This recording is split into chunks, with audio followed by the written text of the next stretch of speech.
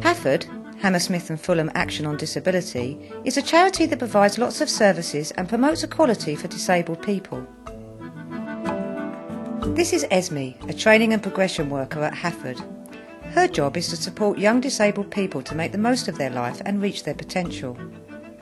I've got people that want to be sports coaches, people that want to have their own record company, people that want to run businesses, people that want to be filmmakers. Esme helps by accessing training, accreditation and volunteering and employment opportunities. I'm needed because there's a very small amount of opportunities for young disabled people in the community, and I think that there's specific support that they need when they're volunteering. I almost need to advocate for them to get involved in community activities and kind of support them to progress.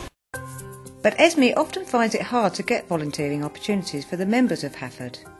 There's barriers for organisations to have volunteers, and that could be for a number of reasons. It could be the lack of resources, that they just don't have someone who's got the time to support them, and just thinking that it will be too much hassle. I come across a lot of kind of bureaucracy as well, health and safety issues. One such bureaucratic procedure is the Compulsory Criminal Records Bureau check, a CRB check, for anybody who wants to volunteer with young people or vulnerable adults.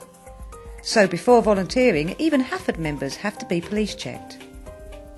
For them, this is a huge, strange thing. They don't have bank accounts, they don't have ID, a lot of them don't even have passports. So it's, to gather all that evidence and for them to be checked by a criminal records bureau has been really difficult and challenging.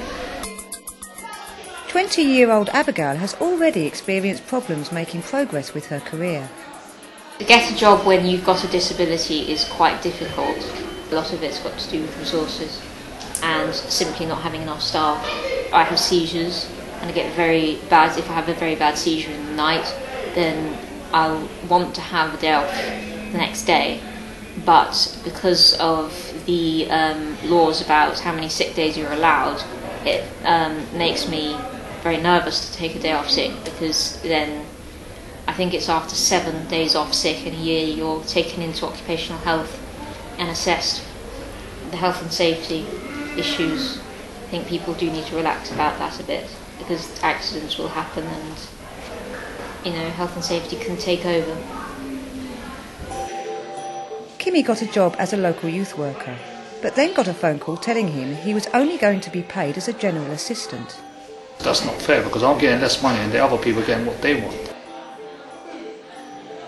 Monday morning I came to HAFAD here and I met with Esme.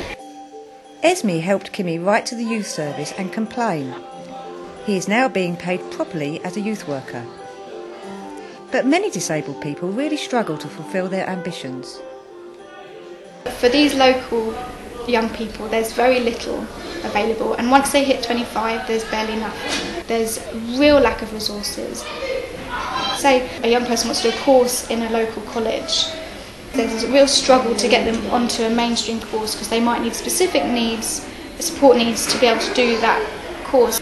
The adult education has some courses in basic skills, but a lot of young people I work with and adults, disabled adults, have higher aspirations than just basic skills.